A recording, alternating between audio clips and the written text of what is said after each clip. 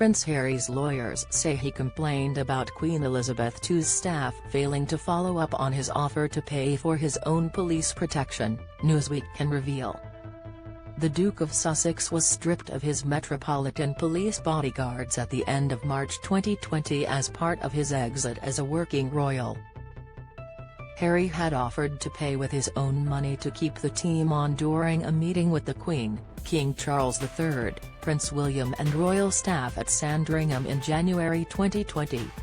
Since then, Harry has launched a judicial review lawsuit against the UK Home Office, to get his police team reinstated. A court filing, seen by Newsweek, from his lawsuit against the UK newspaper The Mail on Sunday, shows Harry was unhappy with the response from courtiers including Sir Edward Young, Elizabeth's closest aide, and Sir Michael Stevens, who is in charge of the royal family's finances. Harry's lawyers wrote, Prince Harry had expressed his willingness to pay for police protection at the Sandringham meeting attended by Sir Edward Young, Private Secretary to Her Majesty the Queen, amongst others, and he never abandoned that position at any time thereafter. On the contrary, prior to the issue of his judicial review proceedings he had complained about the fact that neither Sir Edward Young nor Sir Michael Stevens, Keeper of the Privy Purse, had got back to him about whether he could pay for police protection for himself and his family, despite their having said that they would do so. It was not clear from the filing whether Prince Harry complained to Young and Stevens directly or to others within the royal household or royal family. Newsweek approached representatives of Prince Harry for comment. The court documents show Harry took his quest for security to the heart of Britain's government, meeting in person with Sir Mark Sedwill, one of then Prime Minister Boris Johnson's most senior policy advisers.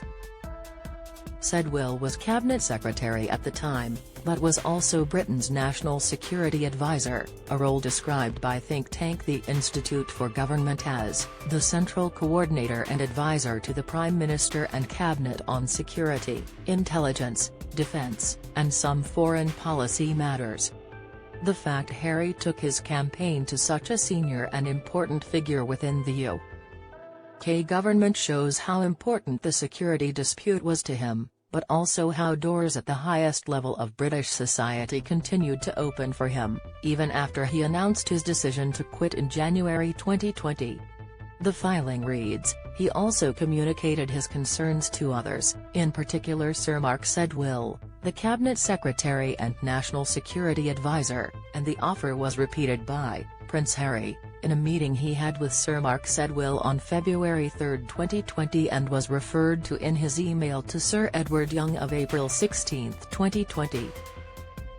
The filing added, Prince Harry believed and hoped that his offer to pay had been and or would be communicated to those who were responsible for the decision-making, although it became increasingly clear to him that his concerns, in particular as regards his and his family's security, were not being given proper consideration.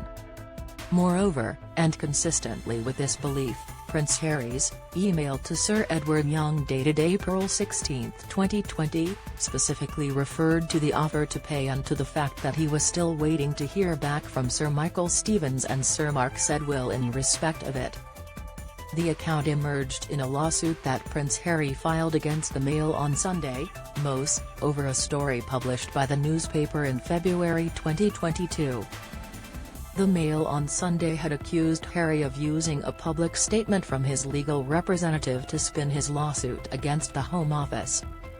The headline read, revealed, how Harry tried to keep his legal fight over bodyguards secret.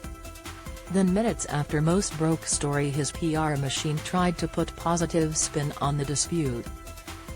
The article used a Home Office court filing to argue that Harry had not made the offer to pay for his police protection to the Home Office, and that a statement released by his legal team in January 2022 was therefore misleading.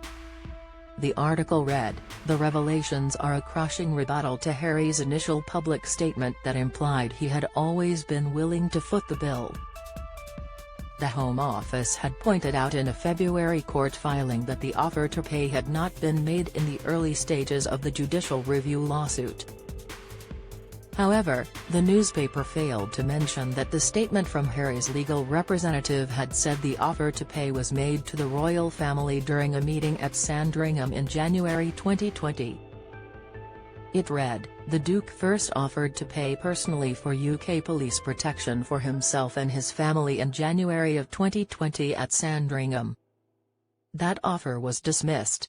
He remains willing to cover the cost of security, as not to impose on the British taxpayer."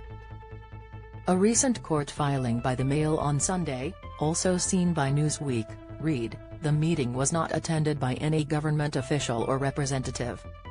No official present was in attendance in the capacity of a representative of REVEC, the Home Office's Royal and VIP Executive Committee, which made the policing decision."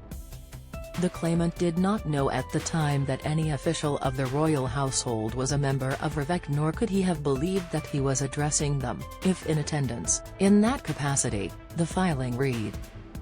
The written agreement which followed the Sandringham meeting does not refer to the family offer or contain any mention of Prince Harry's willingness to pay or contribute.